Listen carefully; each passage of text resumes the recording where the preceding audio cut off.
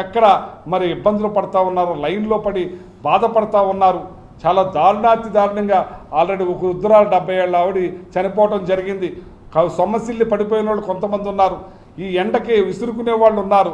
చిన్న గదుల్లో రేషన్ ఇస్తున్నారు. వాళ్ళందరూ కూడా ఎండలో ఉంటున్నారు. రేపు వర్షాకాలం వర్షంలో తడుస్తారు, ఎండాకాలం ఎండుతూ ఉంటాయి, వర్షాకాలం తడుస్తూ ఉంటుంది. ఇదే నా పరిస్థితిని నేను అడుగుతున్నాను. ఏంటి మీరు చేసేదని అడుగుతున్నాను. ఇవాళ ఎన్ని రకాలుగా ఇబ్బందులు పడతా ఉన్నారు. ఇవాళ మేము ఇచ్చాం, రేషన్ అందించాం, సన్న బియ్యాన్ని అందించాం, ఫోర్టెక్స్ రైస్ని అందించాం. పోషకాహారాలు కలగాలని జగన్మోహన్ రెడ్డి గారు ప్రత్యేక శ్రద్ధ తీసుకుని జిఏ ట్యాక్స్ పెట్టి ఎక్కడా కూడా తప్పుదో పట్టించకుండా కాసే కార్యక్రమం చేస్తే, ఇవాళ మీరు హోల్సేల్గా ఈ పీడిఎస్ రైస్ని డైరెక్ట్గా స్టార్ట్ ద షిప్ అన్నది సీజ్ ద షిప్ని స్టార్ట్ ద షిప్ చేశారు. ఇవాళ పెద్ద ఎత్తున ఇంకా తరలించే కార్యక్రమానికి నాంది పలకటానికే మీరు ఈ రకంగా తీసుకున్నారని చెప్పి ఈ సందర్భంగా తెలియజేస్తున్నారు. ఎందుకంటే ఇదేదైతే ఇంటికి వెళ్తుందో ప్రతి ఒక్కళ్ళు కూడా ఈ రేషన్ తీసుకునే కార్యక్రమం చేస్తున్నారు. ఈ రేషన్ అందే కార్యక్రమం జరుగుతుంది. సన్న బియ్యాన్ని ఇవ్వటం వల్ల ప్రతి ఒక్కళ్ళు తీసుకుంటున్నారు. దీంతో పాటు మేము ఆల్రెడీ రాగి పిండిని కూడా ఇచ్చే కార్యక్రమం చేస్తాం, గోధుమ పిండిని కూడా ఇచ్చే కార్యక్రమం చేస్తాం, మరి కందిపప్పును కూడా ఇచ్చే కార్యక్రమం చేశాను. అన్నీ కూడా మీరు కొండెక్కిచ్చే కార్యక్రమం చేశారు. ఇవాళ ఏది కూడా మీరు ఇచ్చే పరిస్థితి లేదు. ఉన్న ఈ బియ్యాన్ని కూడా మీరు కొండెక్కించాలని చూస్తున్నారు.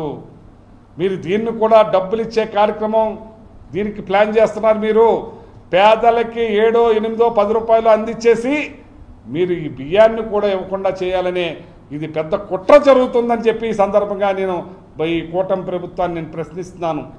మీరు డబ్బుల విషయం ఎత్తుతున్నారు. ఆల్రెడీ ఈ ప్రజలకి డబ్బులు ఇచ్చి బియ్యం ఇవ్వకుండా చేయాలని చూస్తున్నారు. ఎట్టి పరిస్థితుల్లోనూ అది జరగనివ్వం, ప్రజలకు అందించాలని చెప్పి మేము వైఎస్ఆర్ పార్టీ జగన్మోహన్ రెడ్డి గారు ప్రజలకు అండగా నిలబడతామని చెప్పి వాళ్ళకి అన్ని రకాలు కూడా అందించాలి. మీరు కందిపప్పు ఇవ్వాలి, షుగర్ ఇవ్వాలి, మీరు ఏదైతే రాగి పిండి ఇచ్చేవాళ్ళు ఇవ్వాలి, గోధుమ పిండి ఇవ్వాలి, ప్రతి ఒక్కటి కూడా అందించే కార్యక్రమం చేయాలని చెప్పి నేను కోరుతున్నాను. ఉత్తర ప్రగల్భాలన్నీ పలికారైన మన నాదెండ్ల మనోహర్ గారు ఇవాళ అన్నీ కూడా అటుకెక్కి రైతులైతే మేము 24 గంటలు వేసేస్తున్నామని చెప్పారు. ఇవాళ ఏప్రిల్ 26వ తారీఖున ధాన్యం పంపితే ఇప్పటి వరకు డబ్బులు లేవు. అలో లక్ష్మణాన్ని పెప్పి రోడ్డెక్కి ధర్నా చేస్తున్నారు, కలెక్టర్ల దగ్గరికి వెళ్తున్నారు, జేసీల దగ్గరికి వెళ్తున్నారు. ఏమీ కూడా నిమ్మక నీరెత్తినట్టు పట్టించుకోకుండా వ్యవహరిస్తుంది ఈ కూటమి ప్రభుత్వం, ఈ మంత్రి గారు అని చెప్పి సందర్భంగా తెలియజేస్తున్నాను. ఎట్టి పరిస్థితుల్లోనూ కూడా ఈ 20,000 మంది MDO వాళ్ళకి మేలు జరగాలి. అలాగే ప్రజలకి గడప దాటి బయటికి వెళ్లకుండా తెచ్చుకునే విధంగా ఇవాళ ఈ మూటలు 25 కేజీల మూటలు ఎలా మోసుకొస్తారని చెప్పి నేను అడుగుతున్నాను. కిలోమీటర్, 2 కిలోమీటర్లు, 3 కిలోమీటర్లో ఉన్న ఈ షాపుల దగ్గరికి వెళ్ళి అవన్నీ తీసుకుని మీ సర్వర్లు పనిచేయక గంటలు వెయిట్ చేసి ఆ వచ్చిన బియ్యాన్ని ఎలా తీసుకొస్తారని అడుగుతున్నాను. ఇంతకుముందు సైకిల్ నుండి చాలామందికి ఆ వెనకాల వేసుకుని నడిపించుకుని తీసుకొచ్చేవారు.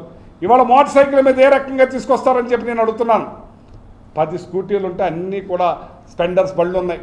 ఈ బళ్ళ మీద ఎలా తీసుకొస్తారని చెప్పి నేను అడుగుతున్నాను. నేను ఈ ప్రజలను ఇబ్బంది పెడతాం కాదా అని అడుగుతున్నాను. నేను మీరు ప్రజల బాధలో చూస్తుంటే మీకు ఆనందమా, శాడిజంగా ఉందా మీకు అని అడుగుతున్నాను. నేను ఎట్టి పరిస్థితుల్లో ఈ కోట్ల రూపాయలు ఖర్చు పెట్టిన MDO బళ్ళని కొనసాగించాలి, వాళ్ళకి ఉద్యోగ భద్రత కల్పించాలి, వాళ్ళ కుటుంబాలను రోడ్డు పాలవకుండా చూడాలి.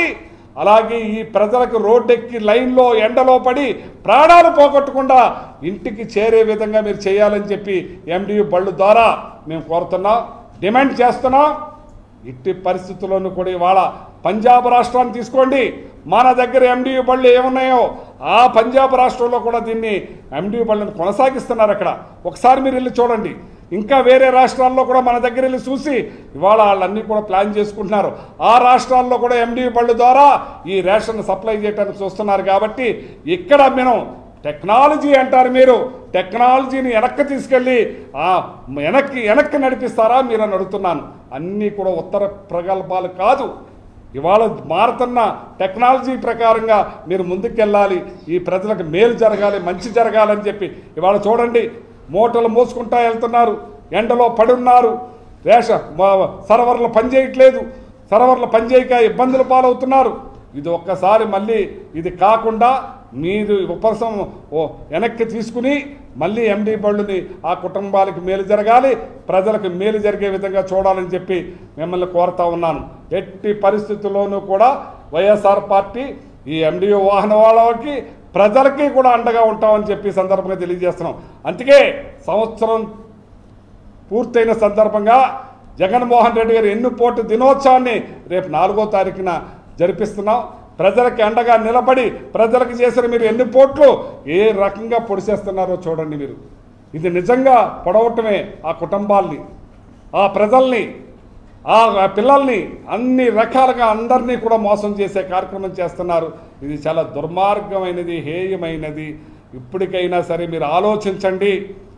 మీ వ్యవస్థలు ఉన్నాయి, మీరు ఎక్కడా కూడా బీర్ కాకుండా చేయండి. మీరు ఏదో షాపుల్లో వేస్తూ ఉన్నారు. అప్పుడే ఏదో తోలుగుడ్డు పెట్టిందంట, కోడి తోలుగుడ్డు పెట్టిందంట. మీరు నిన్ననే రేషన్ దొంగ రవాణా ఇచ్చేస్తున్నారు. పట్టుకోవటం జరిగింది, ప్రజలు పోలీస్ స్టేషన్కి అప్పచెప్పారు. కోనసీమలో పట్టుకోవటం జరిగింది, పోలీసులకి అప్పచెప్పారు. ఇంకా ఎక్కడెక్కడో జరుగుతూ ఉన్నాయి. ఆల్రెడీ ఒక వృద్ధురాలు 70 ఏళ్ళ ఆవిడ మరణించడం జరిగింది. ఏంటని అడుగుతున్నాను నేను. మీరు ఇదేనా మీరు చేసే పనులని అడుగుతున్నాను. ఇది పద్ధతి కాదు. ఇమీడియట్లీ మార్చండి. ఇది ఎలా ఉన్నది అలాగ కొనసాగించండి. ఇంకా మీరు మెరుగైన దానిగా నడిపించండి. మీరు హైటెక్ కదా, మీరు హైటెక్ కాబట్టి మేము మా లెవెల్లో మేము చేసాం. దీన్ని ఇంకా హైటెక్గా తీసుకెళ్ళి మీరు చేయడానికి ప్రయత్నించండి. కానీ ఈ ప్రజలకు ఇబ్బంది కలగకూడదు, 20,000 ఫ్యామిలీని రోడ్డును పడేయకూడదని చెప్పి మరొక్కసారి డిమాండ్ చేస్తున్నాను వైఎస్ఆర్ పార్టీ తరఫున.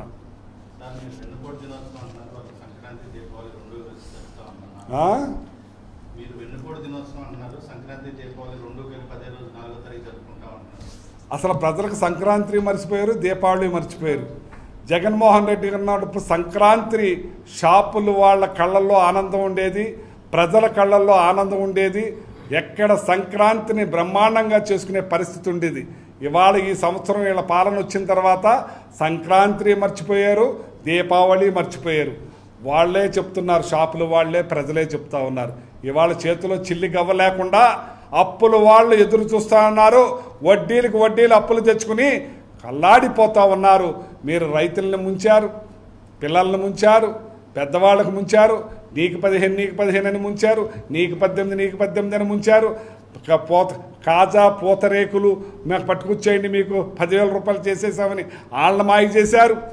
అలాగే లిక్కర్ షాప్లో పనిచేసే వాళ్ళని మాయ చేశారు. ఇవాళ ఎండిఓ షాప్లో వాళ్ళని పనిచేసే వాళ్ళందరినీ కూడా వాళ్ళని ఎన్నుపోట్లు పొడిశారు. అంతా మీరు ఎన్నుపోట్లు పొడిసి ఇవాళ దీపావళి సంక్రాంతాలు చేసుకునేది హాస్పిటల్ పాలయ్యే పరిస్థితికి వచ్చారు. ఆరోగ్యశ్రీ కూడా ఎత్తేసి ఇవాళ ఇళ్ళు అమ్ముకుని, పొలాలు అమ్ముకుని వాళ్ళు ఏ రకంగా వైద్యం చేయించుకోవాలా అని అది కూడా లేనోళ్ళు ఇవాళ అవస్థలు మామూలు పడతలేదు. ఈ రాష్ట్రాన్ని భ్రష్టు పట్టించారని చెప్పి సందర్భంగా తెలియజేస్తున్నా. ఎక్కడ సంక్రాంతి, ఎక్కడ దీపావళి ఇక ప్రజల గుండెల్లో.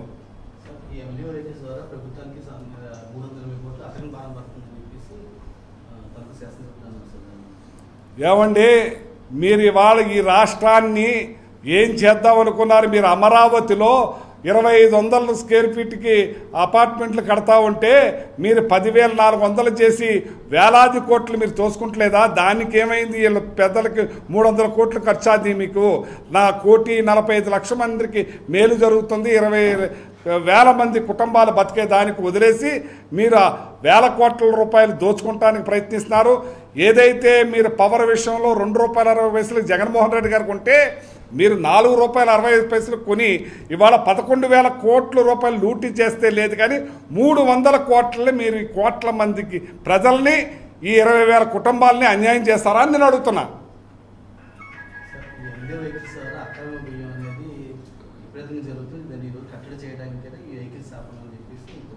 మీరు ఎండిఓ బళ్ళు ద్వారా మీరు 12 నెలల్లో ఎన్ని బళ్ళు అక్రమాలు చేసినాయి, ఎన్ని వేల టన్నులు మీరు తీసుకున్నారు, ఎన్ని వేల టన్నులు మీరు పట్టుకున్నారని చెప్పి నేను అడుగుతా ఉన్నాను మిమ్మల్ని. మేము గతంలో పట్టుకున్నాం, ప్రజలకు తెలుసు. ఎప్పుడు ఏ నెలకెళ్ళాలో ఆక్షన్ వేసి మేము ఇచ్చేసాం. మీరు సీజ్ ద షిప్ అన్నారు, సీజ్ ద గుడాన్స్ అన్నారు. ఒక టన్ను కూడా మీరు ఆక్షన్ పెట్టే పరిస్థితి లేదు ఇప్పుడు వరకును. ఏం చేశారా బియ్యం అని నేను అడుగుతున్నాను.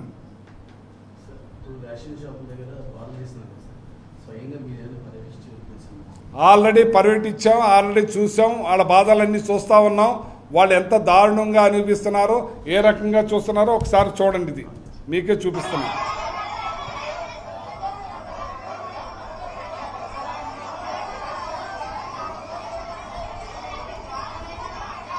ఒకటి కాదు, అన్ని చోట్ల